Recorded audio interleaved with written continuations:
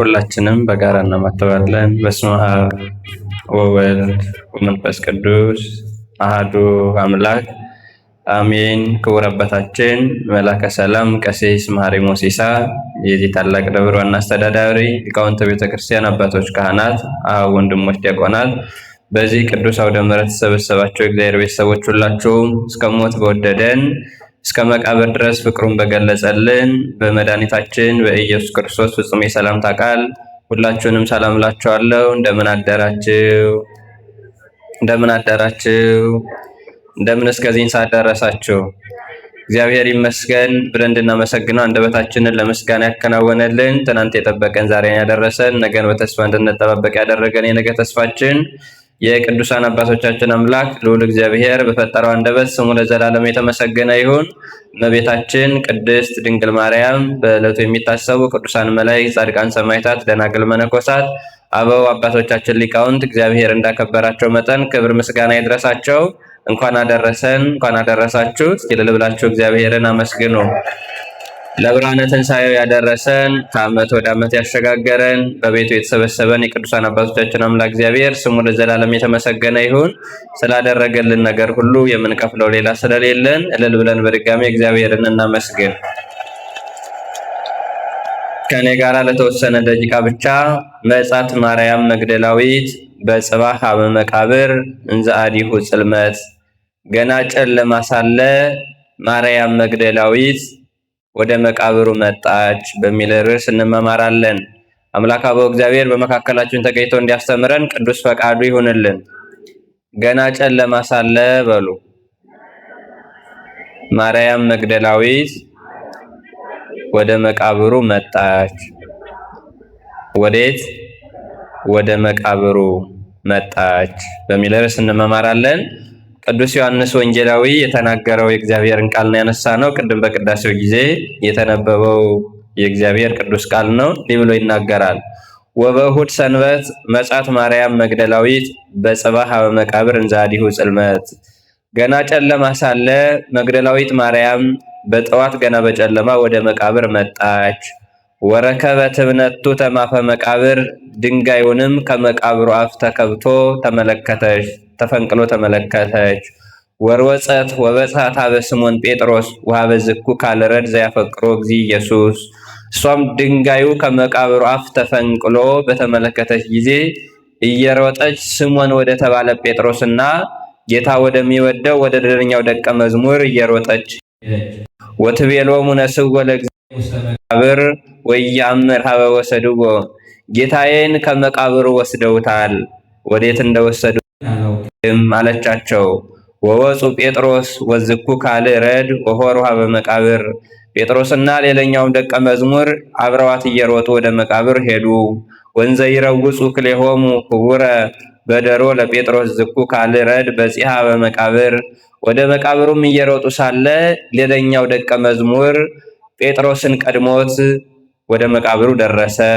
ወሶብሐ ወፀረየ መዋጥሐ ንውረ ወይቦአ ባህቱ፣ አሻግሮን በተመለከተ ጊዜ ከፈኑ የብቻውን ተቀምጦ አየ፣ ነገር ግን ማንንም አልተመለከተም።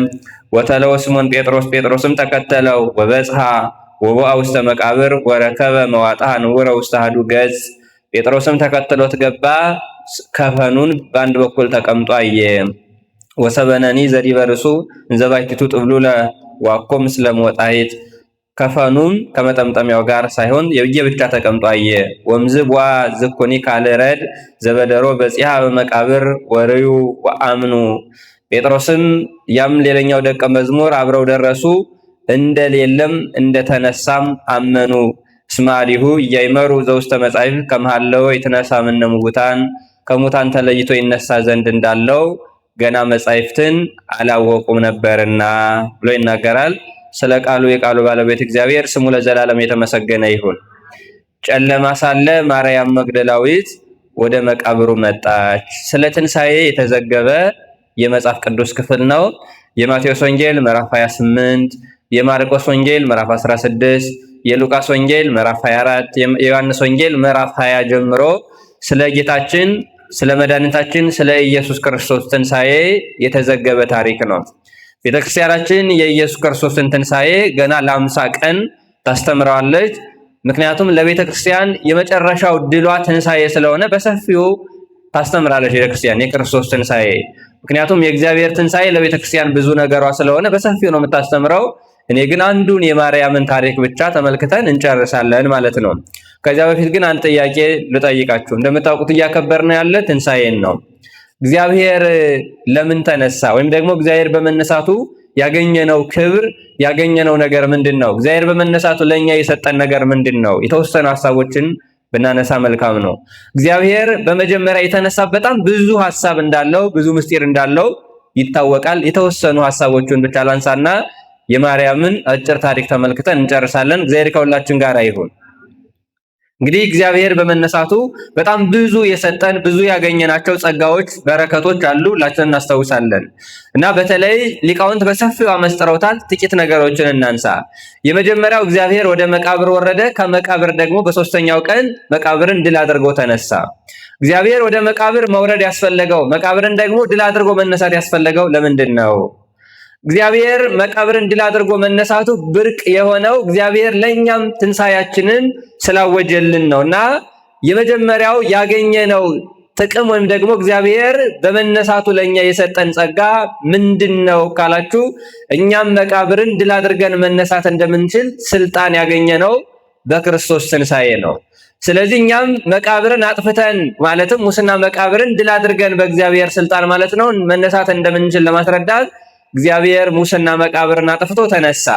ይህንን በሃይማኖተ አበው ሊቃውንት ወበተቀብሮተ ሥጋሁ አሰሰለ ሙስና ውስተ መቃብር፣ ወደ መቃብር በመውረዱ ወይም ደግሞ በመቀበሩ በመቃብር ፈርሶ በስሶ መቅረትን አጠፋ ብለው ይናገራሉ። ስለዚህ እግዚአብሔር በመቀበሩ የመቃብርን ግብር ለወጠው። ለዘመናት ብዙ ሰዎች ሲቀበሩ ነበሩ፣ ግን የተነሳ ሰው አልነበረም።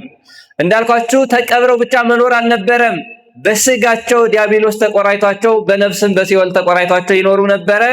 እግዚአብሔር ወደ መቃብር በመውረዱ የመቃብርን ግብር ለወጠልን ማለት ነው። አሁን ዳግም የምንወለድበት ብርሂት ማኅፀን አደረገልን።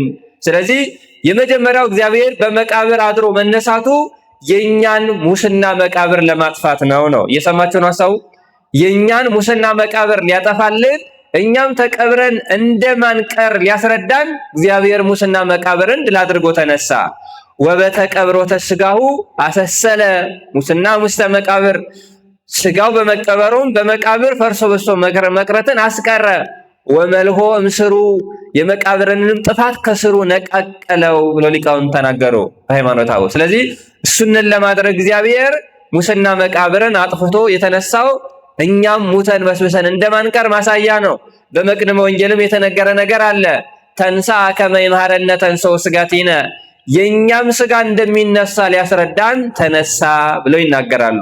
ስለዚህ የተነሳው እኛም እንድነሳ ለማሳየት፣ የተቀበረው መቃብርን ድል ለማድረግ ነው ማለት ነው። ስለዚህ መቃብሩ ለኛ ጥቅም ነው፣ መነሳቱም ለዚህ የኛ ጥቅም ነው። ከዚህ የተነሳው ቤተክርስቲያን በፍጹም ተድላ ደስታ በመንፈሳዊ ስርዓት ይህንን በዓል ታከብራለች። ምክንያቱም በመቀበሩ የኛ መቃብር ስለጠፋ፣ በመነሳቱ እኛ ፈርሰን በስብሰን እንቀር የነበር ነው። አሁን ትንሣኤያችን ስለታወጀልን ቤተክርስቲያን በደስታ ታከብራለች። በእግዚአብሔር መነሳት የኛም ትንሣኤ የታወጀበት ነው። በትንሣኤው ትንሣኤያችንን ያረጋገጠልን እግዚአብሔር ስሙ ለዘላለም የተመሰገነ ይሁን። የመጀመሪያው ይህንን ትይዙልኛላችሁ። በመነሳቱ የኛን ትንሣኤ ሊያረጋግጥ፣ በመቀበሩ ሙስና መቃብርን ሊያጠፋልን እግዚአብሔር መቃብርን ድል ነስቶ ተነሳ የሚለው ነው። ሌላው ትንቢተ ነቢያትን ለመፈጸም እግዚአብሔር ተነሳ። ብዙ ነቢያት እግዚአብሔር እንደሚሞት ወደ መቃብር እንደሚወርድ ከዛ በኋላ ሞትን ድል አድርጎ እንደሚነሳ ብዙ ነቢያት ተናገሩ። የዳዊትን ብቻ ላንሳ። መዝሙር 77 ወይም ደግሞ በቅንፍ መዝሙር 78 ላይ ዳዊት በቀጥታ እንዲህ ብሎ ተናገረ። ወተንሳ እግዚአብሔር ከመዘንቃህ ምነዋም፣ እግዚአብሔር የተኛ ሰው ፈጥኖ እንዲነሳ ፈጥኖ ተነሳ ይላል። ምን ብሎ ተነሳ? ፈጥኖ ተነሳ ብሎ እንደሚነሳ ትንቢት ተነግሮ ነበርና እነ ዳዊት ትንቢት የተናገሩልኝ፣ ነቢያቱ ትንቢት የተናገሩልኝ እኔ ነኝ ለማለት የነቢያቱን ትንቢት እውን ለማድረግ ለመፈጸም እግዚአብሔር ሙስና መቃብርን አጥፍቶ ተነሳ። ስለዚህ የነቢያትን ትንቢት ለመፈጸም እግዚአብሔር የተነሳው ለዛ ነው። ትንቢተ ነቢያትን ፍጹም ለማድረግ ነው። ሶስተኛው የነቢያትን ምሳሌ ወይም ደግሞ ስለሱ የተመሰለውን ምሳሌ ፍጹም ለማድረግ ነው። ወይም ደግሞ ምሳሌ ነቢያት እንዲፈጸም ነው። ነቢያት ስለ እግዚአብሔር ትንቢት ተናግረዋል፣ ሱባኤ ቀጥረዋል፣ ምሳሌ መስለዋል። እግዚአብሔርም በራሱ ምሳሌ ሲናገር ታስታውሳላችሁ። የዮሐንስ ወንጌል ማቴዎስ ወንጌል ምዕራፍ 12 ላይ የዮናስን ምሳሌ እግዚአብሔር ራሱ ምሳሌ አድርጎ ተናግሮ ነበረ። ወበከመ ሀደረ ዮናስ ውስተ ከርሰ አንበሪ ሰሉሰ መዋዕለ ወሰሉሰ ለያልየ ዮናስ በአሳ አንበሪ ሆድ ውስጥ 3 መዓልት 3 ሌሊት እንደቆየ ከማሁ ሀለው ለወልደ እጓለ እመሕያው ይንበር ውስተ ከርሰ ምድር ሰሉሰ መዋዕለ ወሰሉሰ ለያልየ እንዲሁም ደግሞ የሰው ልጅ ዮናስ በከርሰ አንበሪ 3 መዓልት 3 ሌሊት እንደቆየ የሰው ልጅም በመቃብር ሆድ ውስጥ 3 መዓልት 3 ሌሊት ይቆያል ተብሎ ምሳሌ ተነግሮ ነበረ። ይህንን ምሳሌ እውን ለማድረግ እግዚአብሔር ይገርማቸዋል ሙስና መቃብርን አጥፍቶ በ3ኛው ቀን ተነሳ። የነቢያቱን ምሳሌ እውን ለማድረግ በዚህ ብቻ አይደለም። ነቢያት ስለ እግዚአብሔር መነሳት የእኛንም ምሳሌ ስለማረጋገጡ ብዙ ምሳሌ መስለዋል። አንድ ምሳሌ ልጨምርና ወደ ምንፈልገው ልሂድ። እግዚአብሔርን በምን ይመስሉታል መሰላችሁ ሊቃውንት? እኛን እንደሚያስነሳን እንደሚያድነን ትንሣኤው እንደሚያደርግ 3 መዓልት 3 ሌሊት በከርሰ መቃብር ቆይቶ እንደሚነሳ ለማስረዳት እግዚአብሔርን ከራዲዮን በሚባል ወፍ ይመስሉታል። ምን በሚባል? ከራዲዮን። እስኪ በሉ ምን በሚባል ወፍ አልኳችሁ? ከራዲዮን በሚባል ወፍ እግዚአብሔርን ይመስሉታል። ይህ ከራዲዮን የሚባለው ወፍ ነጭ ነው። ምን አይነት ነው? ነጭ ነው። በጣም ያዙልኝ። ምን አይነት ነው አልኳችሁ? ነጭ ነው። እና የሚኖረው ደግሞ በቤተ መንግስት ነው የሚኖረው። በየት ነው የሚኖረው? በቤተ መንግስት ይኖራል። መልኩ ደግሞ ምን አይነት ነው? ነጭ ነው። እና ይህ ከራዲዮን በቤተ መንግስት ነው የሚኖረው። በጣም አንድ ግብር አለው ሰዎቹ የሚጠቀሙበት። ሰው በጣም ጽኑ ደዌ የታመመ እንደሆነ የተቸገረ እንደሆነ ወደዚህ ከራዲዮን ወደሚባል ሰውዬ ወፍ ይወስዱታል። የታመመውን ሰው ወዴት ይወስዱታል? ከራዲዮን ወደሚባለው ወፍ ይወስዱታል ማለት ነው። ከዛ ከራዲዮን ምን ያደርጋል መሰላችሁ? የሚድን መሆኑን ማይድን መሆኑን ያውቃል። ሚድን ከሆነ ይህ ከራዲዮን የሚባለው ወፍ ወደ በሽተኛው ይቀርብና እስትንፋሱን በእስትንፋሱ ይቀበለዋል። ምን ያደርግለታል? እስትንፋሱን ይቀበለዋል። የሚድን ከሆነ ነው። ከዛ በኋላ እስትንፋሱን ሲቀበለው ነጭ የነበረው ይጠቁራል። ምን ይሆናል? ይጠቁራል። መጥቆር ብቻ አይደለም፣ በጣም ብርድ ይለውምና ሲበርደው ወደ አየር ይወጣና ወደ አየር ማለትም ከሰማይ ዝቅ ከሰማይ ከፍ ብሎ እንደ በረራ ማለት ነው። እሱ ላይ ይሆንና የፀሐይን ሙቀት 3 ሰዓት ይቀበላል። ስንት ሰዓት ይቀበላል? 3 ሰዓት። መጀመሪያ ብርድ ይለዋል። ከዚያ የፀሐይ ላይ አየር ላይ ወጥቶ 3 ሰዓት የፀሐይን ሙቀት ሲቀበል በጣም ሙቀት ይሰማዋል። ወደ ባህር ይወርዳል። ባህር ውስጥ 3 መዓልት 3 ሌሊት ይቆይና የቀደመ ነጭነቱ ተመልሶለት ይነሳል። እየሰማችሁ ነው? ይህ የማን ባህሪ ነው? የከራዲዮን ባህሪ ነው። ይህንን የሚያደርገው ለሚድን ሰው ከሆነ ነው። የማይድን በሽተኛ ከሆነ ደግሞ ፊቱን ይመልስበታል። ምን ያደርግበታል? ፊቱን ይመልሳል። ከዛ ይሞታል ማለት ነው። የሚድነውን ግን ደዌውን በስትንፋሱ ይቀበላል። ነጭ የነበረው መልኩን ያጣል። ስለዚያ ሰውዬ ደዌ ብሎ ጥቁር ይሆንለታል። እሱ ግን ምን አይነት ነበረ? ነጭ ነበረ። ከዛ ብርድ ይለዋል። አየር ላይ ወጥቶ 3 ሰዓት ይቆያል። ፀሐይ ይሰማዋል። ወደ ባህር ወርዶ ስንት መዓልት 3 ሌሊት ስንት ሌሊት አልኳችሁ? 3 መዓልት 3 ሌሊት በከርሰ ባህር ውስጥ ይቆያል። ከዛ የቀደመ ጽዳዌው ነጭነት ተመልሶለት ወደ ቀደመ ግብሩ ይመለሳል ነው። እግዚአብሔርን በዚህ መሰሉት። ይገርባቸዋል። ለምንድን ነው እግዚአብሔርን በዚህ የመሰሉት? በቤተ መንግስት በክብር እንደሚኖር እግዚአብሔር በልልና በክብር ይኖር የነበረ ነው። ታስታውሳላችሁ። የከራዲዮን መቀመጫው ቤተ መንግስት ነው፣ በክብር ነው። እግዚአብሔርም በክብር በልልና ይኖር የነበረ ነው። ታስታውሳላችሁ። የታመመ ሰውን ያመጡለታል። የማይድን የሆነ እንደሆነ ምን ያደርግበታል አልኳችሁ? ፊቱን ይዞርበታል አይደል? የማይድን ከሆነ የማይድነው በሽተኛ የተባለው ደግሞ ከራዲዮን የተባለው ክርስቶስ ነው። የማይድነው በሽተኛ የተባለው ደግሞ ዲያብሎስ ነው። እየሰማችሁ ነው? በማይድነው በሽተኛ ከራዲዮን ምን ያደርግበታል? ፊቱን ያዞርበታል። እግዚአብሔርም በዲያብሎስ ገጸ ምሕረቱን አዙሩበታል። ስለማይድን ስለማይመለስ ገጸ ምሕረቱን አዙሩበታል። የሚድነው በሽተኛ የተባለው ማን ይመስላችኋል?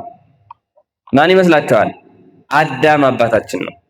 የሚድነውን በሽተኛ ከራዲዮን ምን ያደርጋል? ቀርቦ እስትንፋሱን በእስትንፋሱ ምን ይለዋል? ይቀበለዋል። ነጭ የነበረው ይጠቁራል ማለት አዳም አባታችን በኃጢአት በታመመ ጊዜ ክርስቶስ ሰው ሆኖ የአዳምን ባህሪ ያደረገ ማለት ነው። እስትንፋሱ ደውየውን በእስትንፋሱ ተቀበለው ማለት አዳምን መሰለው ማለት ነው። ደውየውን ተቀበለው ማለት ደግሞ አዳም ሊቀበለው ይገባ የነበረውን መከራ፣ አዳም ሊከፍለው ይገባ የነበረውን ዋጋ ክርስቶስ ከፈለለት፣ መከራ ተቀበለለት ማለት ነው። ሐሳቡ ገብቷችኋል? ምሳሌው ይህንን ምሳሌውን ለማድረግ ነው እግዚአብሔር ያደረገውና ደውየውን በእስትንፋሱ ተቀበለለት ነው። ነጭ የነበረው ጥቁር ሆነ ማለት ነው። አምላክ የነበረው ፍጹም ሰው ፍጹም አምላክ ሆነለት። ስለሱ ጠቆረለት። ስለዛ ስለታመመው ማለት ነው። ስለሱ ብሎ ደም ግባቱን አጣለት። ኢሳይያስ ምዕራፍ 53ን ማንበብ ነው።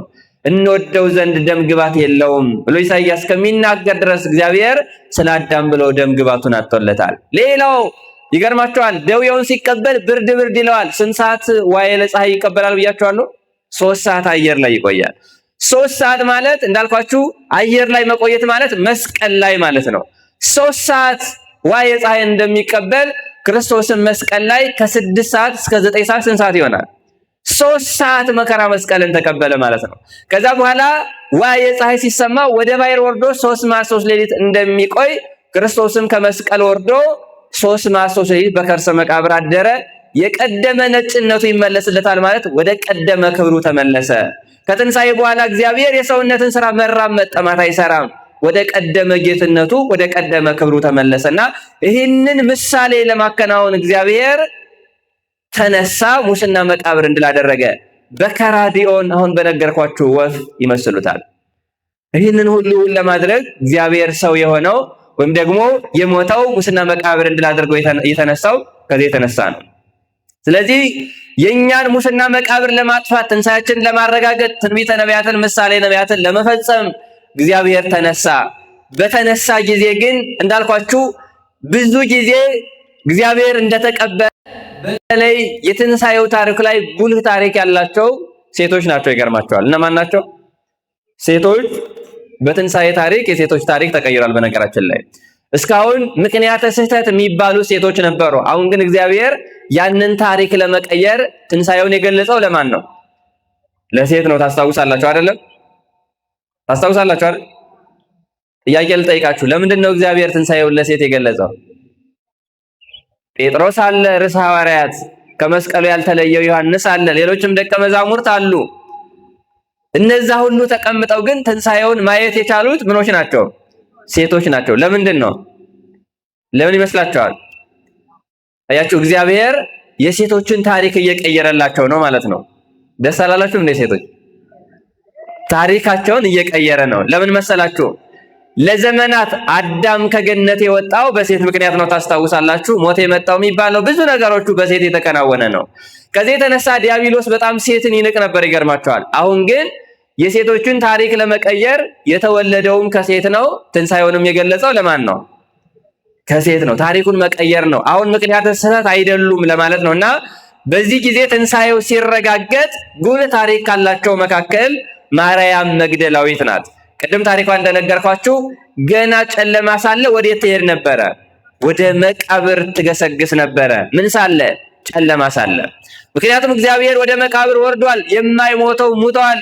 ከዚህ በኋላ እንግዲህ ከሞተ ምን እናደርጋለን ብለው ቁጭ አላሉም። በተለይ ሴቶቹ በጣም ነው የሚገርሙት። ሌሊቱን ሁሉ ሲመላለሱ ነው ያደሩት እና ማርያም እስከሚነጋ እንኳን መቆየት አቅቷት ሌሊት ቀደም ብላ ወደ ክርስቶስ መቃብር ትሄድ ነበር፣ ትመላለስ ነበረ። ይህን እያደረገች ስትመለከት ወይም ደግሞ እየተመላለሰች ሳለ እግዚአብሔር ለማርያም ትንሣኤውን ገለጸላት ማለት ነው። በጣም ይገርማቸዋል። ይቺ ሴት ውለታ የማትረሳ እግዚአብሔር ያደረገላትን ማትረሳ ሴት ናት። ሁለት ነገር ልንገራችሁ ስለ ማርያም እውነት ለመናገር። የመጀመሪያው ማርያም ሌሊቱን ሁሉ እንቅልፏን ያጣችው ለምንድን ነው ከተባለ የእግዚአብሔርን ውለታ ስለማትረሳ ነው። የማንን ውለታ ስለማትረሳ ነው? የማንን ውለታ?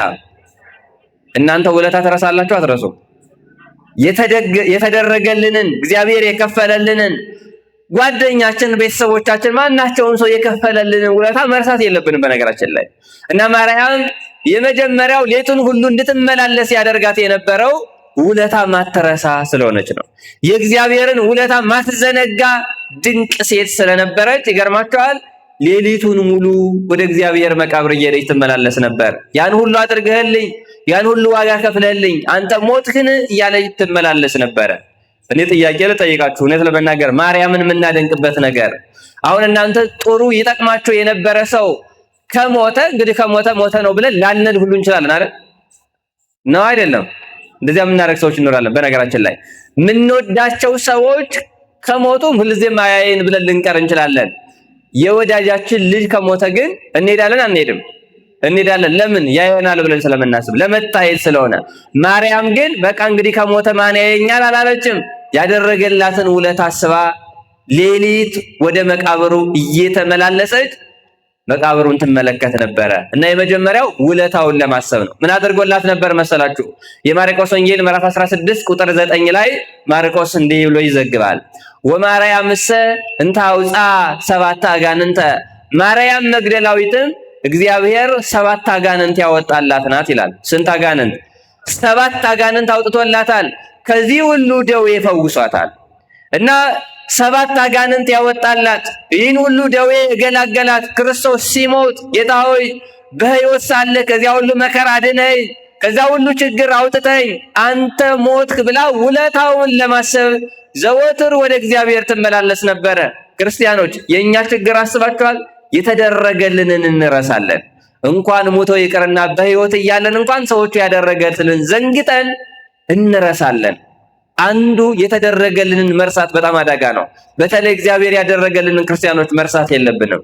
ማርያምን ሌሊቱ እንደ ሌሊት ያልተቆጠረውና ሌሊት ትገሰግስ የነበረው እንቅልፍ የነሳት እግዚአብሔር የዋለላት ውለታ ነው።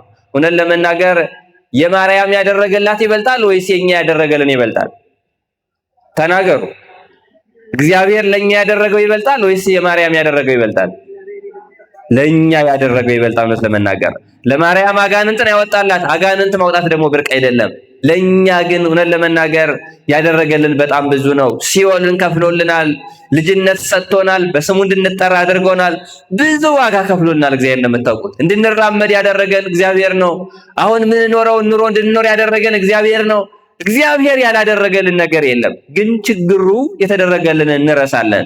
የተደረገልንን ከመርሳት አምላካችን እግዚአብሔር ሁላችንንም ይሰውረን።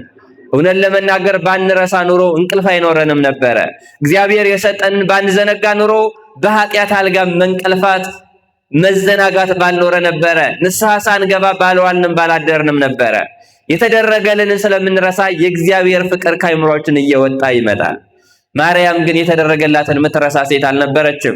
ያደረገላችን እያስታወሰች በሌሊት ወደ እግዚአብሔር ትገሰግሳለች። እውነት ለመናገር እግዚአብሔር ያደረገልን እንቅልፍ የሚነሳ ብዙ ውለት አድርጎልናል። ምንም ብናደርግ እንኳን ውለታውን ከፍለን ማንጨርሰው ብዙ ውለት አድርጎልናል። ግን እኛ እንረሳለን። እውነት ለመናገር የከፈለልን ዋጋ ከመርሳት እግዚአብሔር ሁላችንንም ይሰውረን። እግዚአብሔር የከፈለልን ዋጋ ብዙ ነው። ደሙን ያፈሰሰው ስለኛ ነው። የተቀበረው ስለኛ ነው። ያን ሁሉ ግርፋት የተቀበለው የተቸነከረው ስለኛ ነው። እግዚአብሔር በድሎ ነው እንደ ያን ሁሉ መከራ የተቀበለው ነው? አይደለም። ለሰው ነው። አይሰዋቸዋል። ዘንተ ኩሎ በእንተ ፍቅረ ሰብ ኮንከ ይላል ያዕቆብ ዘስሩግ የተባለው የቤተክርስቲያን አባት። ኦ ዘይትደፈር ይሁዳ ደፈረከ፣ አቤቱ የማትደፈረውን ይሁዳ ደፈረ። በኀበ ቀያፋ ተጽልከ፣ በቀያፋ በሊቃነ ካህናቱ ዘንድ ተናቅ እንዲሆን ከያለ ይመጣና ዘንተ ኩሎ በእንተ ፍቅረ ሰብ ኮንከ፣ ይህን ሁሉ ስለ ሰው ፍቅር ሆንህ ይላል። ስለማን ፍቅር? ስለ ሰው ፍቅር ሆንህ። የተናቀውም ስለ ሰው ፍቅር ነው። የተሸጥከውም ስለ ሰው ፍቅር ነው። የተደፈርከውም ስለ ሰው ፍቅር ነው። መስቀል የተሸከምከውም ስለ ሰው ፍቅር ነው። ይህን ሁሉ የሆንከው ስለ ሰው ፍቅር ነው ይላል እና ስለኛ ፍቅር ብሎ እግዚአብሔር ብዙ ዋጋ ከፍሎልናል። የማርያም መግደላዊት ከተደረገላት በላይ ለኛ ብዙ ነገር እግዚአብሔር አድርጎልናል። በቃ ይህንን እንኳን አንወጣውም ብለን ተስፋ ከቆረጥን በኋላ እግዚአብሔር አሻገረን። አላሻገረንም? አሻግሮናል። ካዲያ ለምን እንረሳለን? ለምን የተደረገልን እንረሳለን? ለምን የጎደለብንን ብቻ እንቆጥራለን? ሆነን ለመናገር እና ማርያም ሌሊት ገና በጨለማው ወደ መቃብሩ ትገሰግስ ነበርና የመጀመሪያው ውለታ ማትረሳ ሴት ስለነበረች ነው። እንዲሁ ከማርያም እንማር። ሆነን ለመናገር እናቶች ከማርያም መግደላዊት እንማር። እግዚአብሔር ያደረገልንን መርሳት የለብንም። ሁለተኛው የእግዚአብሔር ፍቅር በልቡናዋ አድሮ ስለነበረ የእግዚአብሔር ፍቅር ጨለማን የሚያስፈራ አይደለም። እንደምታውቁት እንዲያው ቅዱስ ዮሐንስ ምን ይላል በመልእክቱ? አልቦ ፍርሃት ውስተ ተፋቅሮትነ፣ በፍቅራችን መካከል ፍርሃት የለም ይላል። በእግዚአብሔር ፍቅርና በእኛ ፍቅር መካከል ፍርሃት የለም። ጨለማ ያስፈራን፣ ምንም ያስፈራን። ታስታውሳላችሁ ቅዱሳን አባቶቻችን ሰይፍ ያላስፈራቸው ለምንድን ነው? በእግዚአብሔር ፍቅርና በሰው ፍቅር መካከል ፍርሃት ስለሌለ ነው። እና የእግዚአብሔር ፍቅር ሊኖረን ይገባል። የእግዚአብሔር ፍቅር ካለን ብዙ ነገሮችን አንፈራምና ማርያም የእግዚአብሔር ፍቅር ጥብድር ብሎላት ስለነበረ ዘወትር በሌሊት ወደ እግዚአብሔር መቃብር ሌሊት ትመላለስ ነበረ። እየሰማችሁ ነው? ስለዚህ እሱን እናድርግ ክርስቲያኖች። ዘወትር ወደ እግዚአብሔር መቃብር ሳይሆን እግዚአብሔር ዘወትር ወደሚገኝባት ቤተክርስቲያን መመላለስ ከበደን። ማርያም የምትመላለሰው እግዚአብሔር ጥሏት ወደ ተነሳት መቃብር ነው። እኛ ግን ብንመላለስ ዘወትር እግዚአብሔር በሚያድርባት ቤተክርስቲያን ነው። ከመቃብሩና ከቤተክርስቲያን የት ይበልጣል? ጥያቄ እየጠየኳችሁ ነው። ማን ይበልጣል? ማን ይበልጣል? ቤተክርስቲያን አይደል? ለምንድነው እንደዛ ምለው? ክብር የለውም ማለት አይደለም። ነገር ግን የኢየሩሳሌሙን መቃብር እግዚአብሔር ጥሎት ተነስቷል አልተነሳም? አሁን የእግዚአብሔር ስጋ በዛ ውስጥ አለ እንዴ? የለም፣ ተነስቷል። ነገር ግን ያረፈበት ስለሆነ በረከት አለው። በቤተ ክርስቲያን ውስጥ ግን ዘወትር እግዚአብሔር አለ። ስጋው አለ፣ ደሙ አለ። አለ የለም? ስጋውና ደሙ ከሌለባት መቃብር ስጋውና ደሙ ያለባት ቤተ ክርስቲያን ትበልጣለች አትበልጥም? ትበልጣለች። ስለዚህ ማርያም መግደላዊት ትቷት ወደ ተነሳችዋ መቃብር ሌሊት ትገሰግስ ከነበረ ዘወትር እግዚአብሔር ወደሚገኝባት ቤተክርስቲያን መገስገስ ደግሞ ምን ያክል በረከት እንደሚያሰጥ ታውቃላችሁ። ስለዚህ ወደ ቤተክርስቲያን እንምጣ። ክርስቲያን እንቅልፍ ወዳዶች አንሆን። የሆነ ጊዜ እኛ ጾም ጠብቀን ክርስትናችን የምንኖር ሰዎች አንሆን። የሆነ በግርግር ብቻ የምናመልክ መሆን የለብንም። ብቻዋን ሌሊት ወደ እግዚአብሔር ትገሰግስ ነበር። እኛም ብቻችንን ቢሆን ወደ ቤተክርስቲያን መገስገስ ከኛ ይጠበቃል። እሱን እንድናደርግ እግዚአብሔር ሁላችንንም ይርዳል። እንኳን ወደ ቤተክርስቲያን ሆነን ለመናገር በዚህ በዓል እኮ ብዙ በረከት የታደሉ ይህንን በዓል በማክበራቸው ምክንያት ሆነን ለመናገር ከዘላለም ኃጢአታቸው የተፈቱ ሰዎች በጣም ብዙ ናቸው። እየሰማችሁ ነው? እንዲያው በጣም የሚገርመኝ ማርያም ግብፃዊት የምትባል በዛሬው ዕለት ትታሰባለች። የሷን ታሪክ ብቻ ቀንጭቤ ላሳይና ትምህርት ልጨርስ። ማን የምትባል አልኳችሁ? ማርያም ግብፃዊት ትባላለች። ይቺ ሴት በእስክንድርያ ወይም ደግሞ በግብፅ ትኖር የነበረች ሴት ናት። ግብሯ በጣም አስቀያሚ የነበረች ሴት ናት። እየሰማችሁ ነው? ትኖር የነበረው እንዳልኳችሁ ገና በወጣትነቷ ጀምራ ትኖር የነበረው አካሏን በመሸጥ ትተዳደር የነበረች ሴት ናት። እየሰማችሁ ነው? አካሏን ለዝሙት አሳልፋ በመስጠት በዝሙት ትተዳደር የነበረች ሴት ናት ማርያም ግብፃዊት የምትባለዋ ሴት እና እድሜ ልኳን ሁሉ የኖረችው በዚህ ግብር ነው። እና እግዚአብሔር አንድ ቀን ግን ጎበኛት። ይገርማቸዋል። እውነት ለመናገር ሰው በጣም የሆነ ጊዜ መልካም መስራት ጀምሮ በኋላ ፍጻሜው ከማያምር ይልቅ በኃጢአት ኖሮ መጨረሻቸውን ያሳመረላቸው ሰዎች በጣም ብፁዓን ናቸው። እውነት ለመናገር እና ይቺ ሴት ትኖር የነበረው በዝሙት ነው። እየሰማችሁ ነው? እና ከዕለታት አንድ ቀን በጣም በዝሙት ነው የምትተዳደረው ብያቸዋለሁ። በዓለ ትንሣኤን ለማክበር በእስክንድርያ ይኖሩ የነበሩ ምዕመናን ወደ ኢየሩሳሌም ሊሄዱ እንደሆነ ሰማች። እየሰማችሁ ነው? ወዴት እየሄዱ እንደሆነ? ወደ ኢየሩሳሌም። ምን ለማድረግ? ትንሣኤውን ለማክበር። እግዚአብሔር የተነሳባት ኢየሩሳሌም ስለሆነች ወደዚያ ሊሄዱ እንደሆነ ሰማችና የምትተዳደርበትን ስራ ነግሬያቸዋለሁ። ከዛ በኋላ አብሬ መሄድ አለብኝ ብላ ወሰነች። የሚሄዱት በመርከብ ነው። ባለመርከቡ ከተሳፈረች በኋላ ገንዘብ አምጪ ብሎ ጠየቃት። ምን ጠየቃት? ገንዘብ አምጪ። አይ ገንዘቡ ይቅርና ብላ በጆሮው ነገረችው። አካሌን እንዲህ አድርግና ተሳፍሬ ልሄድ አለችው። እየሰማችሁ ነው? ምን አድርግ? ከኔ ጋር ድረስና ይዘ ይሄድ። እየሰማችሁ ነው? እንዲህ አለችው።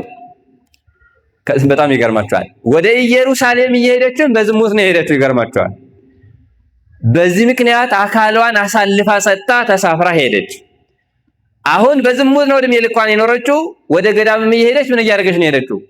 ዝሙት እየፈጸመች ነው የሄደችው። እንግዲህ እግዚአብሔር ቸርነት አይገርማችሁ? ዝም አላት። ሄደችና ኢየሩሳሌም ቤተ መቅደሱ ውስጥ ሁሉም ምዕመናኑ እየገቡ በረከት ሲሳተፉ እሷ ለትገባ የእግዚአብሔር ኃይል ከለከላት ይላል። ማን ከለከላት?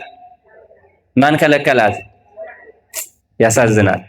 ገብታ በረከቱን ምስጢራቱን እንዳትሳተፍ ተከለከለች። አሁን አያችሁ ኃጢአት እንዴት ከበረከት እንደሚለይ። መግባት አልቻለችም። ለፋች፣ አትችልም። ሁሉም ይገባሉ፣ እሷ ግን አትችልም። መንቀሳቀስ ሁሉ አልቻለችም። ይህን ጊዜ እግዚአብሔር አይነ ልቦናዋን ከፈተላታል። እየሰማችሁ ነው?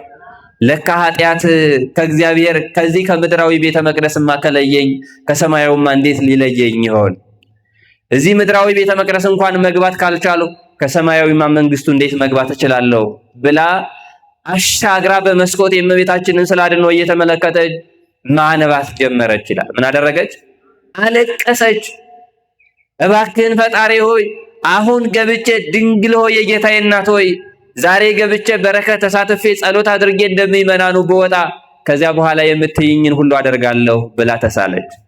ወደ እመቤታችን አለቀሰች፣ ተመለሰች። ይህ ሁሉ የሚደረገው የትንሣኤን በዓል ለማክበር ነው። እውነት ለመናገር በዚህ በዓል እንደ ማርያም ግብፃዊት እኛም በረከት አግኝተንበት ይሆን ወይስ ደግሞ ወደ ምስጢር እንዳንገባ ተከልክለንበት ይሆን? እውነት ለመናገር እና እባክሽን ብላ ለመነቻት፣ ተሳለች። አንቺ የምትይኝን ሁሉ አደርጋለሁ ብቻ ያሁንን ግን ገብቼ በረከት ተሳትፌ ልምጣ ልመለስ ብላ ለመነች። በኋላ የድንግል ማርያም ስዕል አድኖ አንደበት አውጥታ ተናገረቻት ይላል። እየሰማችሁ ነው? አንደበት አውጥታ ተናገረቻት፣ ገብታ በረከት ተሳተፈች። በኋላ ግን እመቤታችን እንዲህ አለቻት፣ ወደ ዮርዳኖስ በረሃ ገብተሽ ብትጸልይ እግዚአብሔር ይምርሻል አለቻት። ወዴት ገብተሽ ብትጸልይ? ወደ ዮርዳኖስ ገዳም፣ ወደ ዮርዳኖስ በረሃ ገብተሽ ብትጸልይ እግዚአብሔር ይቅር ይልሻል። ስለዚህ ማድረግ ያለብሽ በቀጥታ ወዴት መሄድ አለብሽ? ወደ ዮርዳኖስ በረሃ ሂጅ አለቻት። እሺ ብላ ይገርማቸዋል። ስንቅ ለያዝ፣ ሀብት ለያዝ፣ ንብረት ለያዝ ሳትል ወዲያውኑ በዚያው ወደ ዮርዳኖስ ገባች። በዛ በረሃ ስንት ዓመት ኖረች መሰላችሁ? 47 ዓመት ስትጋደል ኖረች። ስንት ዓመት? 47 ዓመት። ዘማዊት የነበረችው ያቺ ሴት በትንሣኤ በዓል ግን እሷ ግን ተመለሰች። ክርስቲያኖች እኔ በዓል ምለው ቅዱስ ዮሐንስ አፈወርቅ እንዲህ ይላል፣ በዓል የሚሆነው ይላል እግዚአብሔር የሚገለጽበት ከሆነ ነው ይላል። ማን የሚገለጽበት ከሆነ ነው? እግዚአብሔር የሚገለጽበት ከሆነ ነው እንጂ የተለያየ ምግብ የምናጠራቅምበት አይደለም። በዓል የሚባለው ለመናገር የተለያየ ፈቃዳችን የምንፈጽምበት አይደለም። በዓል የሚባለው እግዚአብሔር የሚከብርበት ከሆነ ነው። እና በዚህ ትንሣኤ በዓል አከባበር ይቺ ሴት ግብሯን ትታ መናኝ ሆነች። 47 ዓመት ሙሉ በገዳም ያለ ልብስ፣ ይገርማቸዋል፣ ያለ ምግብ ኖረች። ምን ትበላ እንደነበር ታውቃላችሁ? እንደ ከብት ሳር ትበላ ነበር። ምን ታደርግ ነበረ? ሳር ትበላ ነበር። በደሏን እያሰበች ኃጢአቷን እያሰበች እያለቀሰች ልብሷ አልቆ እርቃኗን ሆና ሰውነቷ ሁሉ ተቀይሮ 47 ዓመት ኑሩ በዛ ምናሬ ኖረች። ምን አይነት ልብ ነው! ምን አይነት ሕሊና ነው! ለመናገር ዘማዊት የነበረች ሴት እግዚአብሔር እንዴት ታሪኳ እንደቀየረ ተመልከቱ። እና እኛም ልንቀየር ያስፈልጋል በነገራችን ላይ ክርስቲያኖች። እና ልክ እንደ ማርያም፣ ሁለቱ ማርያሞች ናቸው። እግዚአብሔር ታሪካቸውን የቀየረላቸው ሰዎች ናቸው። እና በዛ ኖረች። ከዕለታት አንድ ቀን ዞሲማስ የተባለ አባት በዓል ለማክበር ሲሄድ ይገርማቸዋል፣ እግዚአብሔር መንፈስ ቅዱስ በዛ እንዳለች ነገረው።